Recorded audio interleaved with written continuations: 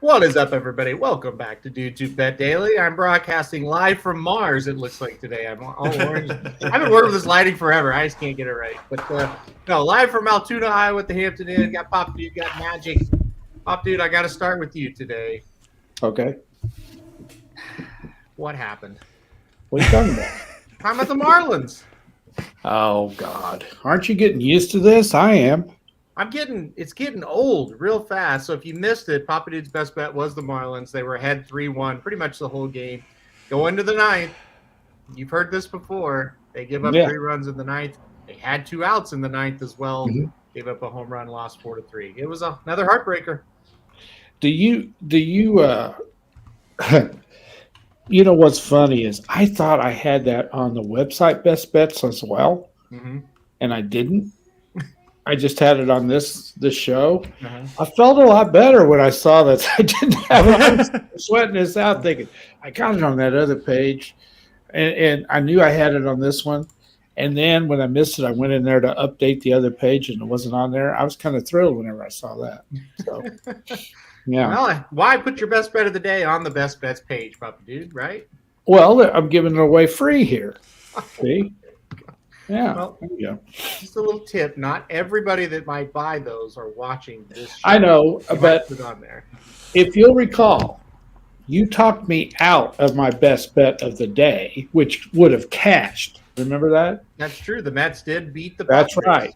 And as I told Magic the other day when he blamed me, I'm not blaming you. No, I'm not blaming you. But that's why I didn't put it on the best bet thing. Also, yeah, the Cardinals blew a 5-0 lead. Absolutely awful for them as well. All right, guys, let's get into it. We got a busy show today. We'll go through 3 baseball games, and we'll talk a little Belmont, do best bets, and maybe talk a little Iowa at the end of the show. All right, guys, let's kick it off. Orioles and Twins is where we're going to go with this one. This was one of the – I thought the underdogs – he looked kind of tough and tough to pick a lot of underdogs today. I thought it looked a little chalky. This is one I am going to lean Orioles here. Twins are minus 125. Orioles at plus 105. Total 8.5. I'm going Orioles. Pop Dude, where are you going?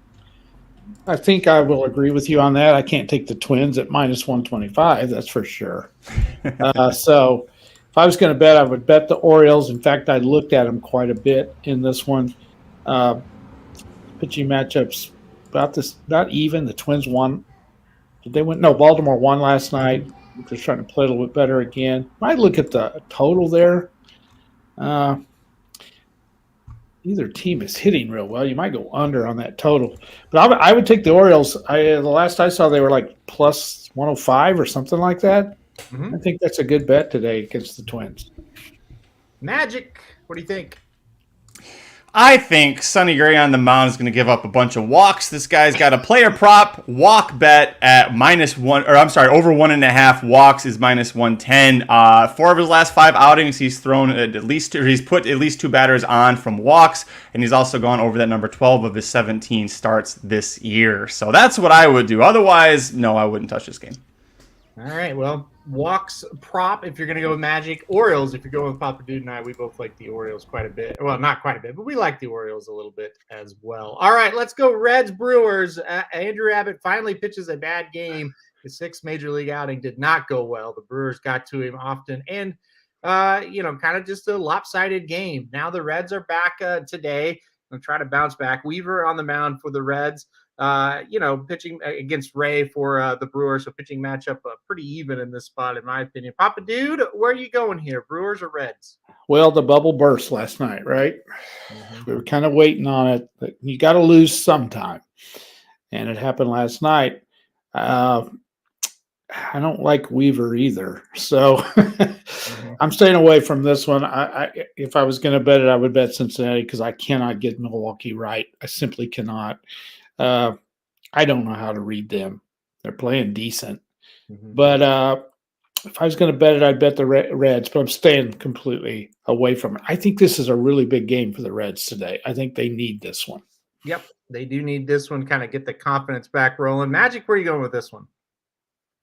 Sorry, I'm gonna take the Brewers. Brewers just kind of have their number, right? They won. They swept the series earlier. They were 8-2 heads up against them overall in their last 10. It's just something about the Brew Crew that the Reds, as good as they are, it's kind of like with Cody Rhodes, like he comes back from the injury and he's starting to beat everybody, looks good, but he gets to WrestleMania, everybody thinks, oh, he's just going to keep being red hot. No. The story has to play out long term. You can't beat the Brewers fully until the end of the season. You got to go through the trials, tribulations, get better, figure out, okay, we're not officially set with our starting rotation. We've got to send some like cash considerations to the A's to rescue JP Sears. I'm staying on that train until they do it. We'll bring him in at the trade deadline, and that is the difference maker, and that's how we beat the Brewers for the pennant, boys. Well, he's laid it I got it all mapped you. out. I mean, you don't even have to watch the rest of the season. Magic laid out exactly what's going to happen. But he was wrong about one thing. The Brewers are not winning today. Give me the Reds. Like, this is more of a price situation for me. I look at this as a total coin flip type of game. And so if I'm looking at it as a coin flip, I'm taking the team that's plus money. And that's what it is with the Reds. I am not nearly as confident.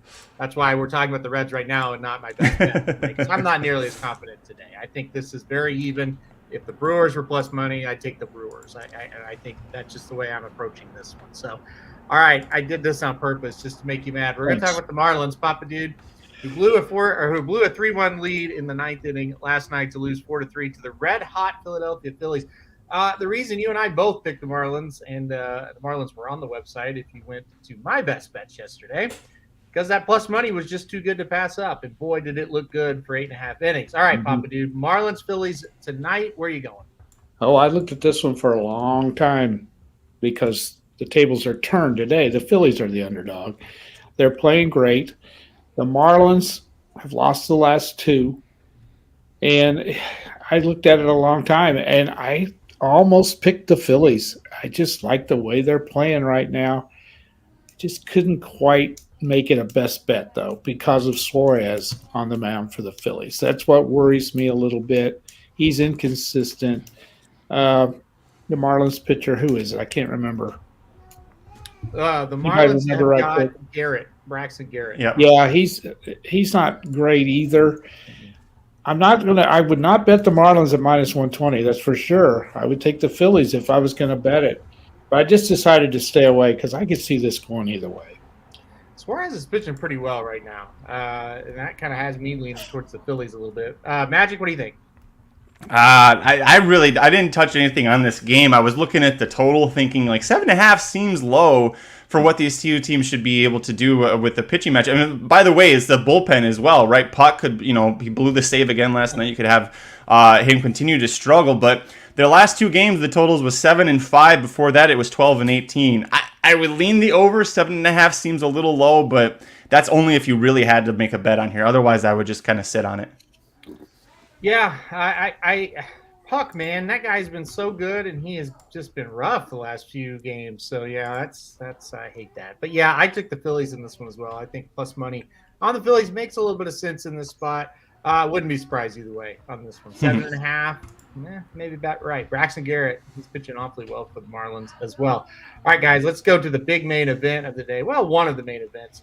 We're going to go to the Belmont Derby. That's what we're going to cover on today's show for the race of the day. It's race 10 at Belmont Park. It is going to be at a 1.25 mile grade 1 event, $750,000 purse, field of 11.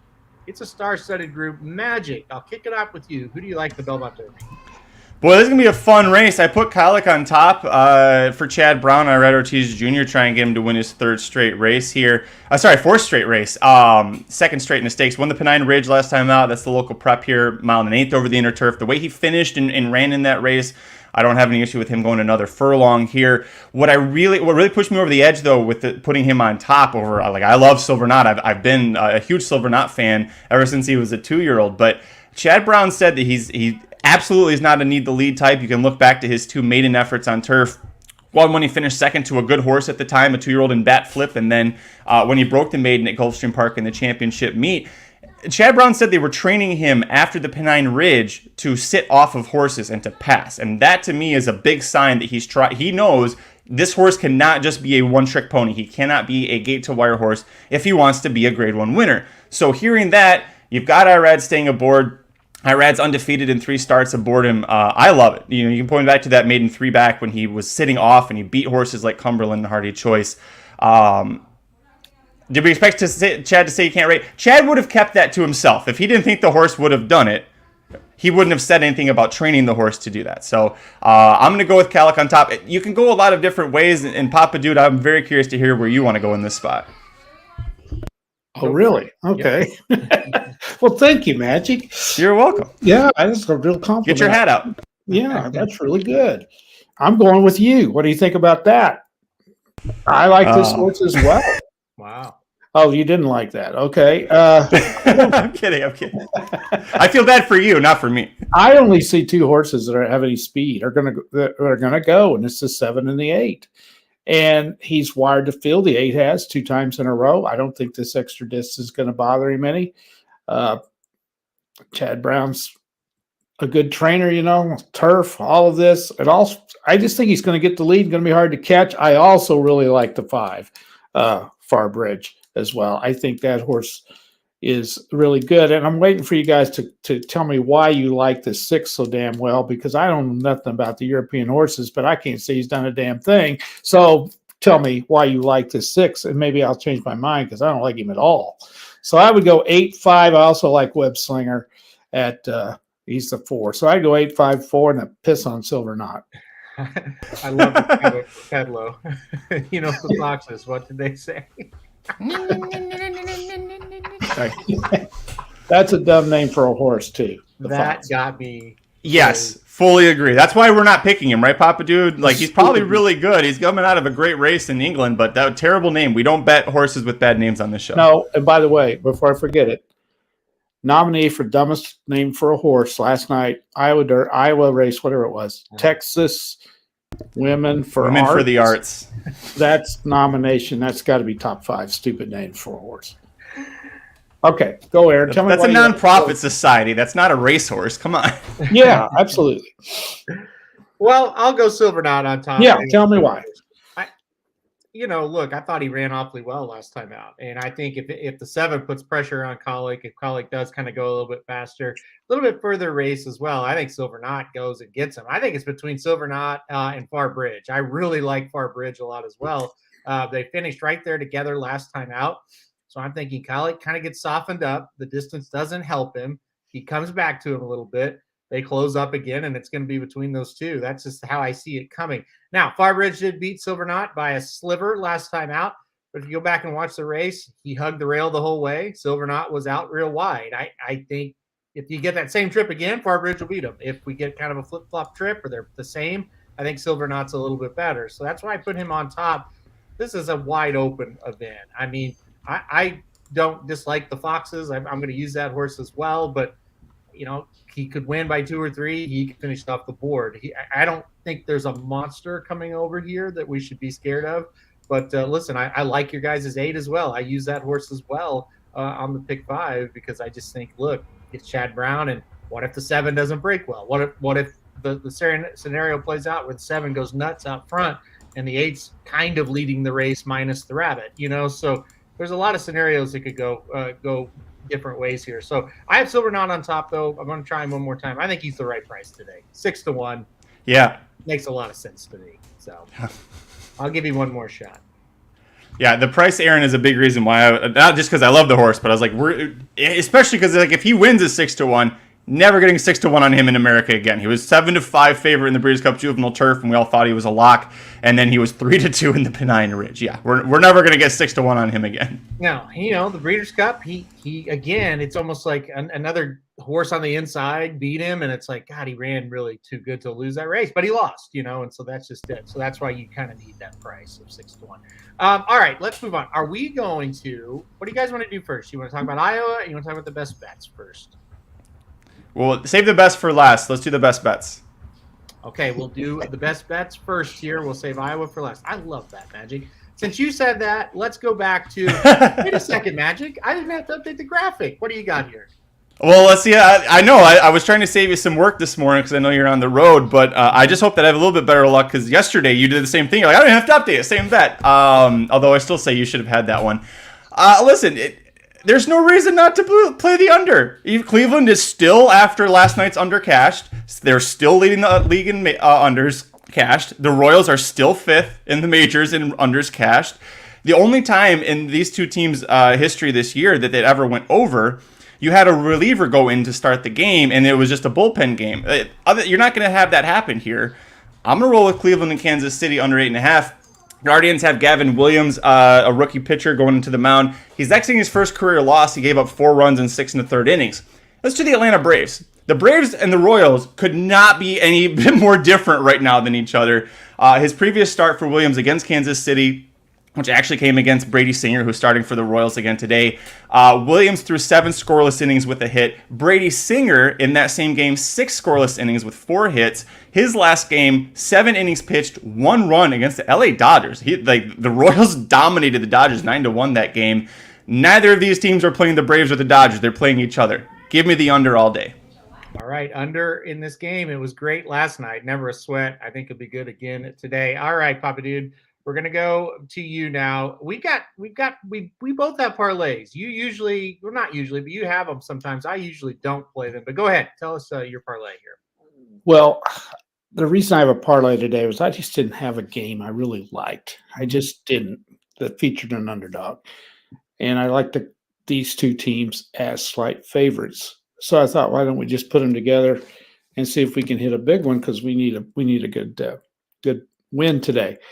By the way, with Magic, I love this being simple. I wished I could think like that, Magic, instead of spending 30 minutes trying to find something. It's hard to be simple-minded. It's hard to be I think there's a compliment in there somewhere. I don't know where, but there is a compliment in there. No. You just said I'm not going to. Hell, this is obvious. I've got to just go with this one because neither team can hit a lick. So, yeah, I'm sitting there, I'm scratching my head trying to find something, and you just went to that right there. Sometimes it's right in front of your face. You don't see it. Probably just jinxed it. But anyway, these 2 teams, Houston and Arizona, are not heavy favorites tonight. And I usually throw a heavy favorite in there with a slight favorite. But I thought, no, I'm going to try to get some money back for us. I like Houston tonight against Seattle. The Mariners got them last night. I think Houston's got the pitching matchup if their bullpen can hold them. And Arizona's playing a Pittsburgh team that's fading badly, and it's at home. And the Diamondbacks are trying to hold off the Dodgers, so they're going to be ready to go tonight. So I like this at plus 219, the Astros and Arizona, to cash a big parlay, hopefully. All right, yeah, I picked both these teams to win, so I can't say that I dislike it. I think it makes a lot of sense. All right, this is the most Papa Dude parlay ever. It is. I'm shocked. With on the show, and sometimes he wins, sometimes he doesn't. You guys know I have to go plus money in baseball. I just can't go against. I can't take a minus price very often at all. There's just not a ton of underdogs that I love today.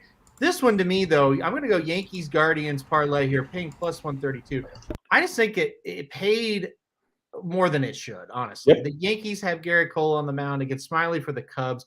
The Yankees were embarrassed last night. They lost. They got shut out. I think they're going to play a much, much better game. So I'll take the Yankees in the spot. And then the Guardians against Kansas City. Magic kind of alluded to it. And look, I hate and Michael, he loves doing this. I despise doing this. No, I love it. I absolutely despise it. However, to me, it sets up very well. And like I said, at plus 132, I thought, you know what? That's better than, let's say, trying to take the Mets again against Snell, who would have been there about that price, right? So I just thought it made sense to play it today. So that's what I'm going to go to. Yankees Guardians plus 132 today. That's going to get ready to start here in about 45 minutes. So that's what I'm going to do. I'm going to try it. Not try it. I'm going to do it. Not just try it. Going to do it, and we'll see what happens. We'll see if I can be on here tomorrow going, why did I do that? I hate making those type of wagers. But I thought that one made a ton of sense. So there you go. All right, Magic, you said we're saving the best for last. I do want to address one thing. Kevin said, ask KVH why he lost me money in the last at Prairie Meadows last night. Well, the problem with the horse, after the race, because we were all pissed off as well, after the race, the jockey came back and said he absolutely despised the dirt in his face. He said that, the rail draw was horrific for that horse. And so he hated the dirt. And when the dirt started to hit him, the horse started to like crossfire with his back legs were kind of like going everywhere, like he kind of lost it mentally. So that's why he lost you money in the last. The dirt in the face was just not great. Not great at all for that horse. So there you go. All right, Iowa tonight. Magic, you've looked at the Cornhusker, right? I have, yeah. You did the preview for it, so I had to just sit there and listen to every single word you said. No, I'm kidding. Yeah, no, I did look at the Cornhusker. It's love to see Ain't Life Grand get the win. The winner's purse, or the winner will take home from this $178,800 based off of the math. And I know I did the math correctly on this. Yeah, no, I'd love to see Ain't Life Grand do this. It's a tough field. I don't know if this will be enough to move it up to a grade 2, but in my mind and in my recent memory, this is the best, like the deepest Cornhusker that we've seen in my time of following racing. Aaron, you would be the one to know better than me, but this is Warrant, Frosted Grace is a good horse. I remember when he was a maiden at Del Mar as a 2-year-old. Warrant's in here, Skippy Longstocking, Promise Keep, Giant Turd, lots of horses in here. Mm-hmm.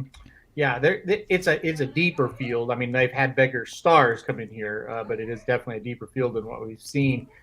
Bad luck with Ain't Life Grand, but you know what? It should be hard. It's grade 3 race. It should be tough. Yeah, Papa Dude, where are you going with this one? Well, I know where my heart is. I think it would be a fantastic story, and you're so connected with these people, and I feel like I am too, even though I've never met the owner, but I've heard so much about him, and it's all good stuff, and how nervous he is, and how, to my knowledge, an Iowa bred has never won the Iowa Derby and the Cornhusker. Now, it may have, but I don't know. I don't remember it. So I think it would be great. The horse is gorgeous. He looks the part. He's not out of place anywhere he goes. He's running well.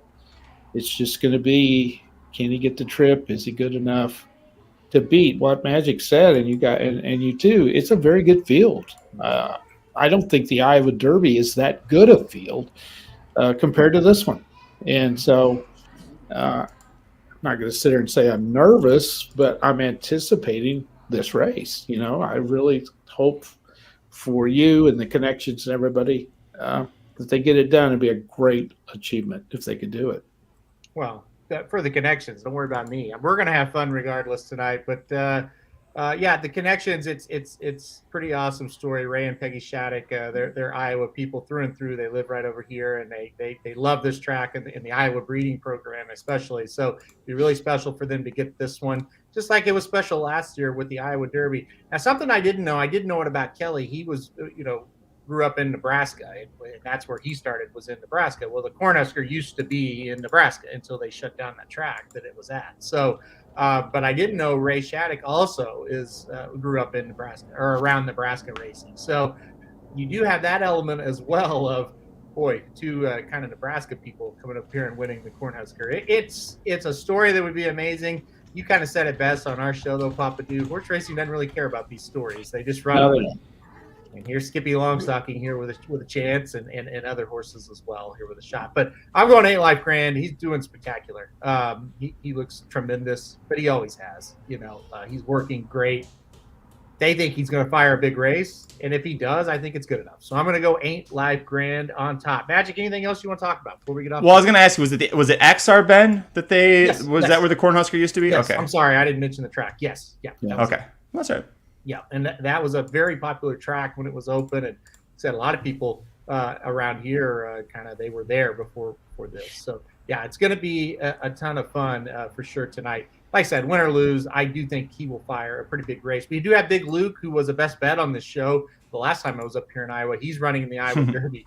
A field of 14, I think it's going to scratch down to 13, but still really good race there as well. Big Luke, a little bit more of a long shot, but talked to him last night as well. He's doing well. He's a big boy, old Big Luke. So let's see. Big Luke told you he was doing good? Yeah, he said he's doing great. I said, "Hey, bud, how's it going?" He came right up to the stall or to the talking to horses now. Okay. Yep. All right. Yeah. I knew that's what was going to happen when you stayed in this long enough. You'd start talking to horses, and they would start answering you back. That's pretty good. They had to pry me away from old Husker Butch so we could go to the racetrack to watch the races. I was just all over him yesterday.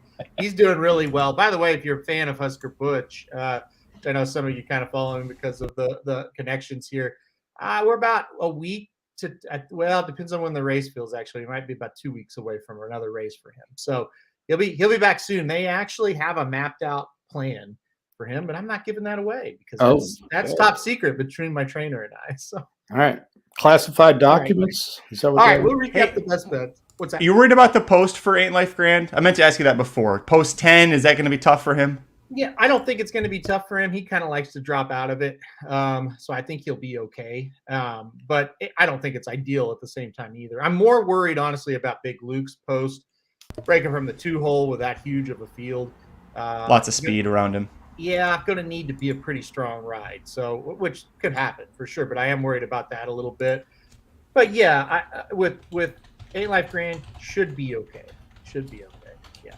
So we shall see. It's going to be fun, guys. It's going to be a lot of fun. Make sure to tune in to watch those races. Bet that card. It's a really good card. I think the pick 5's got a carry. It's a jackpot, but it's getting up there where it's playable now. I think there's like over 100,000 maybe in it last time I heard. So anyway, all right. Let's recap it. Let's go to the best bets here and get you guys out of here. Magic going to go Cleveland at KC under 8.5 once again here, minus 110 for Magic on that one. I'm going to go, or excuse me, Papa Dude's going to go with the money line parlay Arizona and Houston at plus 219. I'm going to go Yankees Guardians at plus 132. Guys, we can't recover from that Wednesday. We had a bad Wednesday, and then the Marlins. Reiner! Day's the day. 3-0. Let's go 3-0, and let's get Ain't Life Grand home. And if that happens, there won't be a show tomorrow because I won't be awake by 11. So if that happens, we're taking Husker Butch down the highway today. So it's gonna be bail money. All right, guys. We'll see you guys tomorrow. Thanks everybody for watching.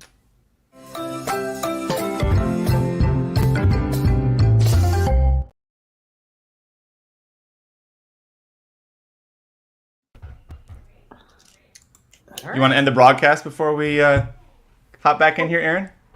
We're still Hi, here. everybody. I'm ending it.